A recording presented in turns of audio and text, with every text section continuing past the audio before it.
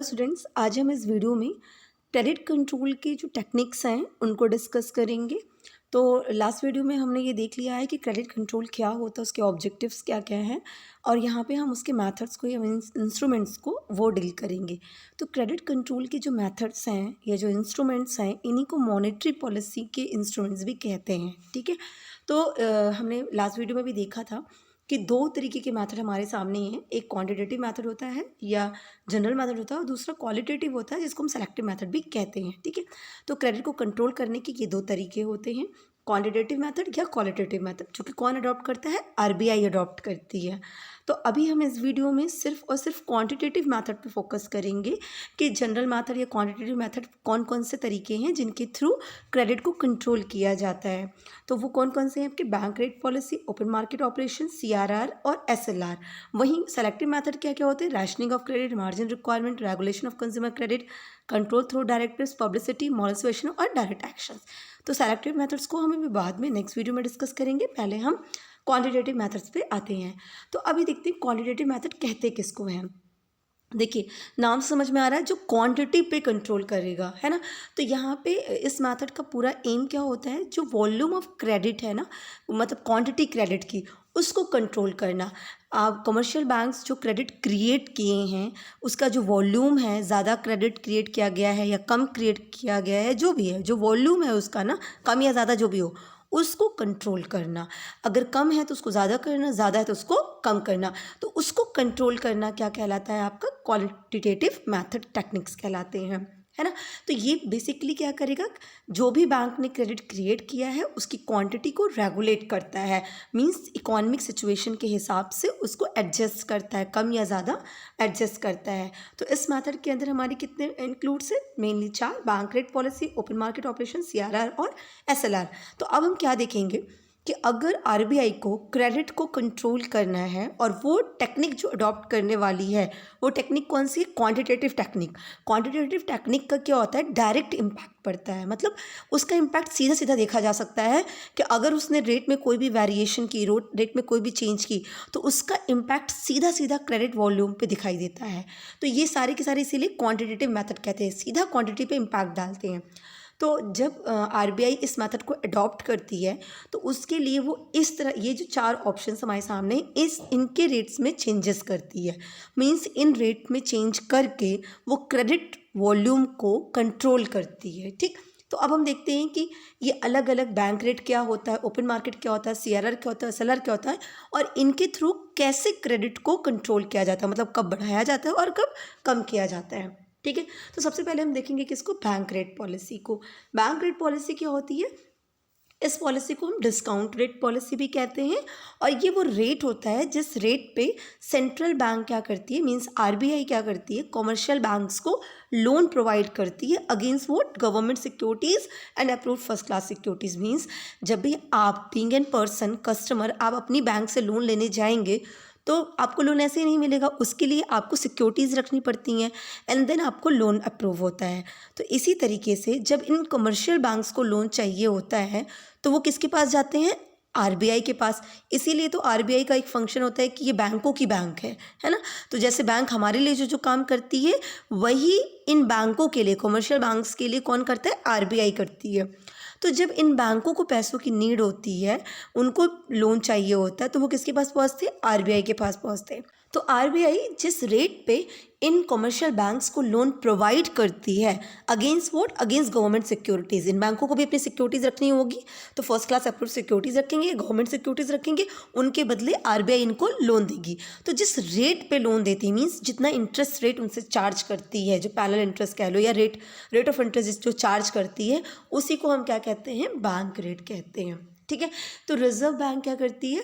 दो तरीके से बैंक रेट जब पॉलिसी अडॉप्ट करती है, मींस बैंक रेट जो लोन इन लोगों को देती है कमर्शियल बैंक्स को, उस रेट में जो चेंजेस करना है ना, रेट ज़्यादा, इंटरेस्ट रेट ज़्यादा रहे या कम रहे, तो उसके दो तरीके अडॉप्ट करती है, या तो वो चीप मॉनेटरी पॉलिसी लेती है या तो डियर मॉनेटरी पॉलिसी लेती है, राइट। तो एक बात क्लियर हो गई कि बैंक रेट वो रेट हो गया जिस रेट पे आरबीआई कमर्शियल बैंक को लोन देगी। ठीक है, इस इंटरेस्ट रेट पे लोन देगी। अब ये चीप भी हो सकती है और डियर भी हो सकती है। चीप मॉनेटरी पॉलिसी कब अडॉप्ट करेगी बैंक? तो चीप मॉनेटरी पॉलिसी का मतलब क्या हो जाता है कि जब आरबीआई क्या करती है, रेट ऑफ इंटरेस्ट को डिक्रीज कर देती है। मतलब कि कमर्शियल बैंक्स लोन लेने आ रहे हैं आरबीआई के पास, और आरबीआई ने बोला कि आप लोन ले लो, मैं आपको 5% के इंटरेस्ट पे लोन दे देंगे। ठीक है, तो अभी यहाँ पे रेट ऑफ इंटरेस्ट कितना है? सिर्फ 5 है, तो हम मानते हैं कि 5% कम इंटरेस्ट रेट है। अब यहाँ पे इस तरह की पॉलिसी को क्या कहेंगे? चीप मॉनेटरी, सस्ती है ना, कम इंटरेस्ट रेट पे आपको लोन मिल गया, कमर्शियल बैंक्स को लोन मिल गया। इससे क्या होगा? जब कम इंटरेस्ट रेट पे लोन मिल जाएगा कमर्शियल बैंक्स को, तो कमर्शियल बैंक्स ईजिली आरबीआई से लोन ले लेंगी, उससे उनके पास फंड क्रिएट होगा, फंड क्रिएट होगा तो वही वो लोन क्रिएट कर देंगी, मतलब वो पब्लिक को ज़्यादा लोन देंगे, उनके पास कैश ज़्यादा होगा तो वो पब्लिक को लोन बांटेंगे, जिससे कि उनको इनकम हो। पब्लिक को लोन लेंगे तो पब्लिक इंटरेस्ट उनको देगी, वो इंटरेस्ट उनकी इनकम बन जाएगी कमर्शियल बैंक्स की। तो जब उनके पास ईजिली पैसा आएगा कमर्शियल बैंक के पास, तो वो अच्छे से लोन को क्रिएट करेंगी। तो बट ऑब्वियस सी बात है कि जब आरबीआई बैंक रेट को डिक्रीज कर देगी, तो क्वांटिटी ऑफ क्रेडिट जो कंट्री में है वो इंक्रीज हो जाएगा, है ना, क्योंकि कमर्शियल बैंक के पास पैसा ईजिली मिल जाएगा। कमर्शियल बैंक्स को कम इंटरेस्ट रेट पे अगर आपको पैसा मिल रहा है तो आप क्या चाहेंगे कि पैसा लेके हम जल्दी से उससे बिजनेस करें। तो बैंकों का बिजनेस क्या है? बैंकों का बिजनेस है लोन बांटना। डिपॉजिट तो उनके लिए लाइबिलिटी बन जाती है, लेकिन जो वो लोन देते हैं ना, वो उनके लिए एसेट्स होती है बैंकों के लिए, क्योंकि लोन से उनको इंटरेस्ट की इनकम आती है बैंकों को, है ना, तो वो ज़्यादा से ज़्यादा बिजनेस करेंगी। तो इस वक्त क्रेडिट ज़्यादा क्रिएट होगा, है ना। तो इसका मतलब क्या हो गया कि बैंक रेट का डिक्रीज होना, इसका मतलब कॉस्ट ऑफ क्रेडिट डिक्रीज हो गया, उधार पाने का जो खर्चा है ना वो कम हो गया। जब बैंक को कमर्शियल बैंक्स को कम रेट पे इंटरेस्ट मिल रहा है, कम रेट के इंटरेस्ट पे लोन मिल रहा है, तो वो जो पब्लिक को भी इंटरेस्ट बांटेंगी तो वो कम रेट पे ही देंगी, क्योंकि उनको जो फंड मिला है वो कम कॉस्ट पे मिला है। तो बट ऑब्वियस सी बात है वो भी मार्केट में उसे कम कॉस्ट पे ही देंगी, तो उससे क्या हो जाता है, उससे ईजिली फंड कंट्री में रेगुलेट हो रहा होता है। तो इस वक्त क्या होता है, इंटरेस्ट रेट भी डिक्रीज हो जाता है, जो कस्टमर को इंटरेस्ट रेट मिलने वाला है लोन पे वो भी डिक्रीज कर जाएगा, और रिजल्ट क्या होगा कि क्रेडिट इंक्रीज हो जाएगा। तो चीप मॉनेटरी पॉलिसी में आरबीआई क्या करेगी, जो बैंक रेट है उसको कम कर देगी, बैंक रेट कम कर देगी, जिससे कॉस्ट क्रेडिट की कम हो गई, तो इंटरेस्ट रेट भी कम हो जाएगा। इंटरेस्ट रेट कम हो जाएगा तो कस्टमर ज़्यादा लोन लेंगे, जब कस्टमर ज़्यादा लोन लेंगे तो क्वांटिटी ऑफ क्रेडिट क्या हो जाएगी, इंक्रीज हो जाएगी। ऐसा करना कब अच्छा होगा, इन्फ्लेशन या डिफ्लेशन? भाई इन्फ्लेशन में तो ऑलरेडी बहुत पैसा मार्केट में रहता है, डिफ्लेशन की सिचुएशन में कम पैसा मार्केट में रहता है। तो इसका मतलब चीप मॉनेटरी पॉलिसी किस वक्त अच्छी होगी, जब डिफ्लेशन की सिचुएशन होगी, जब मार्केट में पैसा डालना है, बढ़ाना होगा, इंजेक्ट करना होगा, उस सिनेरियो में चीप मॉनेटरी पॉलिसी अच्छी होगी, राइट। नेक्स्ट देखते हैं डियर मॉनेटरी पॉलिसी। तो डियर में तो समझिए अच्छा लग रहा हो बहुत चीज़ें, तो ऑब्वियसली तो महंगी चीज़ें ज़्यादा अच्छी लगती हैं। तो डियर मॉनेटरी पॉलिसी का क्या मतलब निकलेगा कि इस वक्त आरबीआई क्या करेगी, बैंक रेट को इंक्रीज़ कर देगी। मतलब कॉमर्शियल बैंक्स को अगर आरबीआई से लोन लेना है तो उनको ज़्यादा इंटरेस्ट देना पड़ेगा। जैसे पहले 5% देना था, अभी हम कर देते हैं, आरबीआई कह रही है 15% पे आपको लोन मिलेगा। तो कमर्शियल बैंक्स लोन लेना कम कर देंगी। जब कमर्शियल बैंक लोन लेना कम कर देंगी तो बट ऑब्वियस सी बात है वो कस्टमर को भी कम लोन देंगी। कम लोन देने का मतलब क्या हो गया कि उनको उस लोन को, जो पैसा उन्होंने आरबीआई से पाया है ना, वो बहुत ज़्यादा रेट पे पाया है, मतलब उसकी कॉस्ट जो है, क्रेडिट की जो कॉस्ट है वो ज़्यादा है, तो वो इंटरेस्ट रेट को क्या कर देंगी, बढ़ा देंगी। जब कस्टमर को पैसा देंगी, लोन देंगी, तो वो भी इंटरेस्ट रेट ज़्यादा कर देंगी। ऐसे सिचुएशन में कस्टमर जब ज़्यादा इंटरेस्ट रेट रहेगा लोन पे, तो लोन लेने कम आएंगी। इसका मतलब डियर मॉनेटरी पॉलिसी में क्या हो जाएगा कि बैंक रेट क्या हो गया, इंक्रीज़ कर देंगे। जब बैंक रेट इंक्रीज़ करेंगे तो जो क्वांटिटी ऑफ क्रेडिट है हमारी कंट्री में वो क्या हो जाएगी, कम हो जाएगी, क्योंकि कस्टमर्स बैंकों से कम लोन लेंगे, क्योंकि इंटरेस्ट रेट उनको ज़्यादा पे करना पड़ेगा। और कस्टमर्स को बैंकों को ज़्यादा इंटरेस्ट रेट क्यों पे करना पड़ रहा है, क्योंकि बैंकों को वो पैसे पाने के लिए आरबीआई को ज़्यादा इंटरेस्ट देना पड़ रहा है, इसीलिए वो भी ज़्यादा इंटरेस्ट रेट चार्ज कर रहे हैं। तो ऑब्वियस सी बात है क्रेडिट की जो क्वांटिटी है वो क्या करेगी, डिक्रीज़ करेगी। तो इंक्रीज डियर मॉनेटरी पॉलिसी में क्या हो गया, बैंक रेट इंक्रीज़ करेगा, जिसकी वजह से कॉस्ट ऑफ क्रेडिट, लोन लेने का जो खर्चा है मतलब इंटरेस्ट वो इंक्रीज़ कर जाएगा, जिसकी वजह से कमर्शियल बैंक्स कस्टमर्स को भी हाई इंटरेस्ट रेट पे लोन देंगी। ऐसे सिनेरियो में कस्टमर्स पब्लिक बैंकों से लोन लेने कम आएंगे, तो क्वांटिटी ऑफ क्रेडिट क्या हो जाएगी, डिक्रीज़ कर जाएगी। तो that is what dear monetary policy. तो ये अब आपके लिए कब अच्छा रहेगा, ये अच्छा रहेगा इन्फ्लेशन की सिचुएशन में। इन्फ्लेशन की सिचुएशन में आरबीआई यही चाहेगी कि पैसे का फ्लो ज़्यादा ना बढ़ने पाए, तो उसके लिए वो क्या करेगी, कमर्शियल बैंक्स को थोड़ा सा स्ट्रिक्ट करेगी, उनको ही पैसे हाई इंटरेस्ट रेट पे देगी, जिसकी वजह से वो भी पब्लिक को ज़्यादा इंटरेस्ट रेट पे ही पैसे दे पाएँ। और ऐसे सिनेरियो में पब्लिक ऑलरेडी पैसा नहीं लेगी, क्योंकि हाई इंटरेस्ट रेट बैंक को देना पड़ेगा। आपको पता है कि आपको 1 लाख रुपया 5% में मिलता है, वहीं 1 लाख रुपया आपको 20% पे मिल रहा है, तो आप 20% के सिनेरियो में लेना नहीं चाहेंगे ना कि भाई 1 लाख लो और 20% इनको इंटरेस्ट ही दे दो, तो आप बिल्कुल एग्री नहीं करेंगे। वहीं 5% रहेगा तो आप लोन लेने पहुंच जाएंगे, कम पैसा देना, चलो 1 लाख आ गया, हम काम कर सकते हैं अपना। तो ये इनका बैंक रेट पॉलिसी हो गया। तो इन्फ्लेशन और डिफ्लेशन के सिनेरियो को देखते हुए चीप या dear monetary policy RBI adopt कर लेगी। नेक्स्ट देखते हैं एक और क्या उनका इंस्ट्रूमेंट है, ओपन मार्केट ऑपरेशन का। इसके थ्रू भी आरबीआई क्रेडिट के फ्लो को कंट्रोल करती है। कैसे? इसमें क्या करती है आरबीआई, जो सिक्योरिटीज़ हैं, मतलब गवर्नमेंट की सिक्योरिटीज़ हो गई या प्राइवेट फाइनेंशियल इंस्टीट्यूशंस की सिक्योरिटीज़ हो गई, उनके बिल ऑफ एक्सचेंज हो गए, उनके बॉन्ड्स हो गए, उसको क्या करती है, सेल या परचेज करती है। ठीक है, तो ओपन मार्केट ऑपरेशन में क्या होता है कि आरबीआई सिक्योरिटीज़ को सेल या परचेज करके क्रेडिट के फ्लो को कंट्रोल करती है। अब सेल कब करेगी और परचेज कब करेगी, ये बात डिपेंड करेगी इकोनॉमिक की सिचुएशन पे कि उसको क्या करना है, इकोनॉमी में पैसे बढ़ाने हैं या पैसे कम करने हैं। तो जो भी सिचुएशन होगी उसके हिसाब से वो सेल या परचेज की टेक्निक अडॉप्ट करेगी। पर ओपन मार्केट ऑपरेशन क्या कहता है कि आरबीआई सेल या परचेज करेगी ये आपकी गवर्नमेंट सिक्योरिटीज़ वगैरह को। तो यहाँ पे क्या होगा कि इस सेल या परचेज के थ्रू वो क्या करती है, कमर्शियल बैंक के हैंड से जो कैश है, मतलब कमर्शियल बैंक के पास जो पैसा है उनका, उस पैसे को कम या ज़्यादा करेंगी। कैसे कम या ज़्यादा करेंगी? अगर सोचिए इन्फ्लेशनरी प्रेशर है, इन्फ्लेशनरी प्रेशर का मतलब क्या हुआ कि इकॉनमी में इन्फ्लेशन चल रहा है। तो इन्फ्लेशन की सिचुएशन समझिए, इस वक्त इकॉनमी में बहुत पैसा फैला है, क्वांटिटी मनी की जो क्वांटिटी है, नंबर ऑफ मनी वो बहुत ज़्यादा है ना। तो ऐसे सिचुएशन में आरबीआई को क्या करना चाहिए, इस ज़्यादा पैसे को खींचना चाहिए, एब्जॉर्ब करना चाहिए, मतलब इस पैसे को कम करना चाहिए। उसके लिए ज़रूरी क्या है कि कमर्शियल बैंक्स के पास ज़्यादा पैसे हैं, कैश ज़्यादा है, उनके कैश को किसी तरीके से कम कर दो। तो कम कैसे किया जा सकता है, उनसे पैसा लेके, है ना। तो अब यहाँ पे देखिए इन्फ्लेशन डिफ्लेशन प्रेशर दोनों में हम इस चीज़ को समझेंगे। तो इन्फ्लेशन प्रेशर में जो मैंने आपको बताया, तो वहाँ पे वो क्या करेगी, सेंट्रल बैंक सेल करना शुरू कर देगी गवर्नमेंट सिक्योरिटीज़ को। कैसे? अब जब आरबीआई गवर्नमेंट सिक्योरिटीज़ को सेल करेगी तो कमर्शियल बैंक उसको परचेज करेंगे। अगर वो परचेज करेंगे तो उनको पैसा किसको देना पड़ेगा, आरबीआई को देना पड़ेगा। तो उनके हाथ में जो एक्स्ट्रा कैश है ना, वो क्या हो जाएगी, रिड्यूस हो जाएगी, क्योंकि आरबीआई सेल कर रही है। तो कोई भी चीज़ जब सेल करते हैं तो पैसा मिलता है ना। हम बेच रहे हैं कोई भी चीज़, मान लीजिए हम कोई बुक सेल कर रहे हैं, तो जब हम बुक सेल करेंगे तो मेरे पास पैसा आएगा, बुक जाएगा, है ना। तो आरबीआई जब यही सिक्योरिटीज़ कमर्शियल बैंक को सेल करती हैं तो कमर्शियल बैंक के पास जो कैश पड़ा हुआ है ना, वो किसके पास आ जाएगा, आरबीआई के पास आ जाएगा।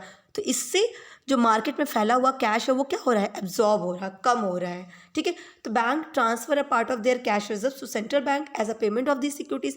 उसको परचेज करना है तो इसके लिए उनको पेमेंट करनी पड़ेगी। पेमेंट करेगी तो उनके पास जो कैश का रिजर्व पड़ा हुआ है, ये सीआरआर वाला कैश रिजर्व नहीं है, ये उनका अपना कैश है जो वो संभाल के रखे हैं। उसको वो क्या करेगी, आरबीआई को ट्रांसफ़र कर देगी। इससे क्या हो जाएगा, उनके हाथ में कैश की शॉर्टेज होगी। जब उनके हाथ में कैश की शॉर्टेज होगी तो बट ऑब्वियस सी बात है, जो उनकी क्रेडिट को क्रिएट करने की पावर है ना, वो भी रिड्यूस हो जाएगी। तो इन्फ्लेशनरी सिचुएशन में इस तरीके से सिक्योरिटीज़ को सेल करके आरबीआई क्रेडिट के फ्लो को डिक्रीज करेगी। फिर हम नेक्स्ट देखते हैं कि डिफ्लेशनरी सिचुएशन में क्या होगा। तो डिफ्लेशनरी सिचुएशन मतलब पैसा डालना है मार्केट में, कंट्री में पैसा और इंजेक्ट करना है ना, क्योंकि डिफ्लेशन है, पैसे नंबर ऑफ क्वांटिटी जो है मनी की, तो वो कम है ना, क्वांटिटी मनी की कम है, तो हमें उसको बढ़ाना है। बढ़ाने के लिए क्या करना चाहिए, हमें परचेज करना चाहिए, है ना। तो आरबीआई क्या करना शुरू करेगी, गवर्नमेंट सिक्योरिटीज़ को कमर्शियल बैंक से परचेज करेगी। तो जब आप बोलेगी कमर्शियल बैंक से कि आप अपनी सिक्योरिटीज़ हमें दे दीजिए, आरबीआई बोल रही है हमें दे दीजिए, हम परचेज़ करेंगे। तो जब वो परचेज करेगी तो कमर्शियल बैंक सिक्योरिटीज़ आरबीआई को देंगी, और आरबीआई उसको खरीद रही है इसलिए पैसा किसको दे देगी, कमर्शियल बैंक को। तो कमर्शियल बैंक के हैंड में क्या क्रिएट होगा, कैश रिजर्व उनके हाथ पे इंक्रीज़ होगा, और जब कैश इंक्रीज़ होगा तो उनकी क्रेडिट को क्रिएट करने की पावर बढ़ जाएगी। उनके पास कैश ज़्यादा होगा तो वो ज़्यादा लोन सैंक्शन करेंगे तो मार्केट में क्रेडिट क्रिएट होगा। तो डिफ्लेशनरी सिचुएशन में क्रेडिट को क्रिएट करना है। क्रेडिट को क्रिएट करने के लिए क्या ज़रूरी है? पैसा देना। पैसा तभी देंगे जब ये क्या करेंगे? ओपन मार्केट ऑपरेशन के थ्रू सिक्योरिटीज़ को परचेज करेंगे। तो इस तरीके से ओपन मार्केट ऑपरेशन में आरबीआई सिक्योरिटीज़ को सेल और परचेज करके क्रेडिट के फ्लो को कंट्रोल कर रही है। जब उसको क्रेडिट जो फ्लो है उसको डिक्रीज़ करना है, क्रेडिट क्रिएशन की पावर को डिक्रीज़ करना है, तो वो क्या करना शुरू कर देगी? आपका वो सेल करना शुरू कर देगी। वहीं जब उन्हें क्रेडिट की पावर को इंक्रीज़ करना है, क्रेडिट क्रिएशन की पावर को इंक्रीज़ करना है, तो वो क्या करेंगी? सिक्योरिटीज़ को परचेज करना शुरू कर देंगी, राइट। तो this weapon is use to fulfil the seasonal credit requirement of commercial banks. तो जो सीजनल कमर्शियल बैंक्स की रिक्वायरमेंट आती है उसके लिए बहुत ज़्यादा हेल्पफुल वेपन्स होता है कि इस वक्त जैसे हमारे कल्चरल इन्वायरमेंट होता है ना कि भाई ये सीज़न ऐसा है कि जिस सीज़न में फेस्टिवल सीज़न है, इंडस्ट्रीज़ को ज़्यादा क्रैकर्स बनाने हैं, या टेक्सटाइल्स में ज़्यादा काम होने वाला शादियों का सीज़न है, इस वक्त ज़्यादा पैसों की ज़रूरत पड़ेगी। कमर्शियल बैंक्स को इस वक्त पैसों की ज़रूरत पड़ेगी क्योंकि मार्केट में पैसों की ज़रूरत है। तो ऐसे सिचुएशन में आरबीआई क्या करना शुरू करेगी? फटाफट सिक्योरिटीज़ को परचेज करना शुरू कर देगी, तो उससे पैसे का फ्लो उनके पास बढ़ जाएगा। तो ये इस तरह से सीजनल रिक्वायरमेंट के लिए हेल्पफुल होती है। नेक्स्ट देखते हैं, that is cash reserve ratio. CRR क्या होता है?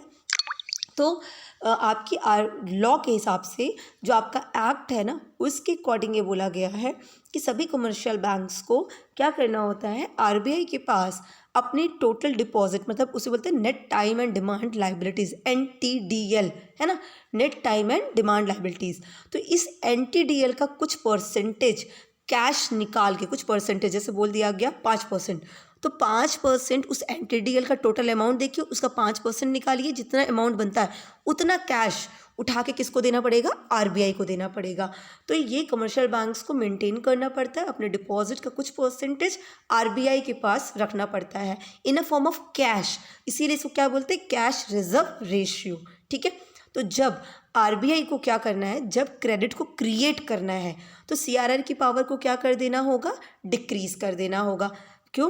क्योंकि आपको अगर याद हो क्रेडिट क्रिएशन, कमर्शियल बैंक्स का क्रेडिट क्रिएशन जब हमने देखा था लास्ट वीडियो, मतलब अर्लियर वीडियोस में हमने इसको डिस्कस किया है, तो हमने देखा था कि क्रेडिट क्रिएट करने की पावर जो है वो प्राइमरी डिपॉजिट पे डिपेंड करती है और सीआरआर पे। तो अगर सीआरआर का रेट कम रहता है तो वो ज़्यादा क्रेडिट क्रिएट कर पाती है, और अगर सीआरआर का रेट ज़्यादा हो जाता है तो क्रेडिट क्रिएट करना कम होता है। कैसे कम होगा? आप सिंपल समझिएगा।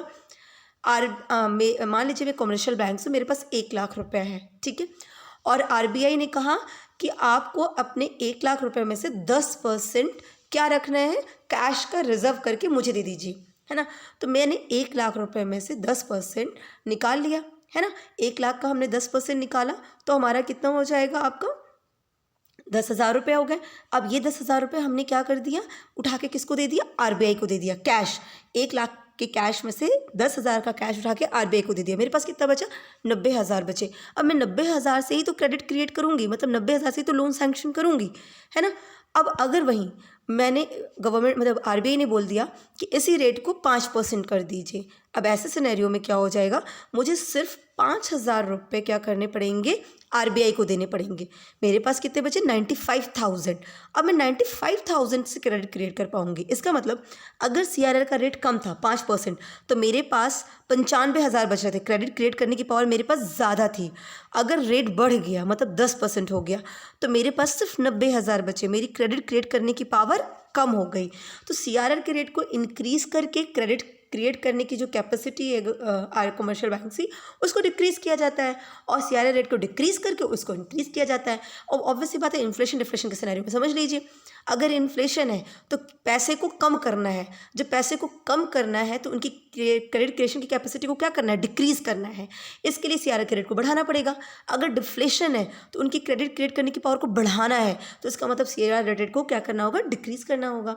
तो सीआरआर का जो रेट होता है वो रूल के अकॉर्डिंग 3% से 15% के बीच में ही होता है, और ये जो कौन डिसाइड करता है? आपकी आरबीआई डिसाइड करती है। तो ये जो रिजर्व रिक्वायरमेंट, जो कैश में ये जो रिजर्व रखना है ना, ये आरबीआई क्या करती है? इस तरीके से मेंटेन करती है कि कमर्शियल बैंक्स की जो क्रेडिट क्रिएट करने की पावर है ना, उसको वो ज़रूरत के अकॉर्डिंग एक्सपेंड कर ले या कर्टेल कर ले। मीन्स अगर ज़रूरत है तो इस तरह से इस रेट को चेंज किया जाए कि फिर क्रेडिट की पावर बढ़ जाए, और अगर मुझे कम करनी तो आपकी CRR के रेट को इस तरह से चेंज किया जाए कि आपकी क्रेडिट करने की पावर कर्टेल हो जाए, कम हो जाए। तो ये आपका कैश रिजर्व रेशियो हो गया। अगर मैं बात करूँ 4 Feb 2023 के हिसाब से, मतलब अभी रिसेंट की बात करूँ 2023 के हिसाब से अगर बात कर रही हूँ फरवरी में, तो CRR का जो रेट चल रहा है वो कितना चल रहा है, 4.50 चल रहा है। ठीक है, 4.50%। मतलब सारी कमर्शियल बैंक्स को अपने NTDL का नेट टाइम डिमांड लाइबिलिटीज़ का 4.5% कैश निकाल के किसको देना है, RBI को सबमिट करना है। याद रखिएगा, CRR जो मेंटेन किया जाता है उस पर कोई RBI इंटरेस्ट नहीं देती है कि आपको कैश रिजर्व रख रहे हैं तो चलिए इस पर इंटरेस्ट भी आपको RBI देगी, नहीं। ये सिर्फ आपकी रिक्वायरमेंट है, स्टैट्यूटरी रिक्वायरमेंट है कि आपको इतना पैसा मेंटेन करके RBI के पास रखना ही रखना है। ठीक है, नेक्स्ट देखते हैं SLR क्या होगी, स्टैट्यूटरी लिक्विडिटी रेशियो। SLR क्या कहता है, ये एक मिनिमम परसेंटेज होता है डिपॉजिट। इसमें क्या करना होता है, एक मिनिमम परसेंट जो आप कमर्शियल बैंक से डिपॉजिट का होता है ना, उसका लिक्विड फॉर्म में रखना है RBI के पास। जैसे CRR में सिर्फ कैश के फॉर्म में रखना था, यहाँ पे वो जो जितना परसेंट भी रखने के लिए बोला जाएगा ना, वो मिला जुला रहेगा। मतलब उसमें कुछ पोर्शन कैश रहेगा, कुछ पोर्शन गोल्ड रहेगा और कुछ पोर्शन अनइनकम्बर्ड सिक्योरिटीज़ के रहते हैं। ठीक है, तो मतलब ऐसी सिक्योरिटीज जो बिल्कुल फ्री हो, किसी चीज़ से बायस्ड नहीं हो, मतलब उन पर कोई चार्ज क्रिएट ना हो, अनइनकम्बर्ड सिक्योरिटीज़ हो। तो इन तीनों को मिला के जो आपका SLR है वो मेंटेन किया जाता है।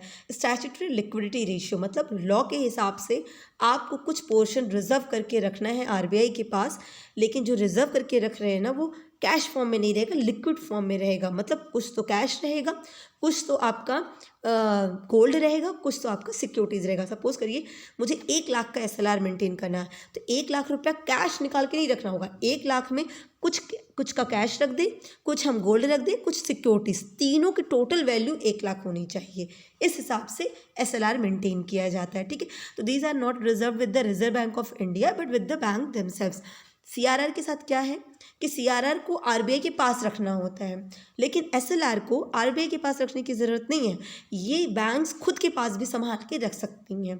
ठीक है, तो ये याद रखिएगा, CRR NTDL पे चार्ज होती है, जबकि ये total time and demand liabilities पे चार्ज की जाती है। SLR को भी कौन फिक्स करता है, आपका RBI फिक्स करता है। और ये SLR भी क्रेडिट क्रिएट करने की कैपेसिटी को अफेक्ट करती है।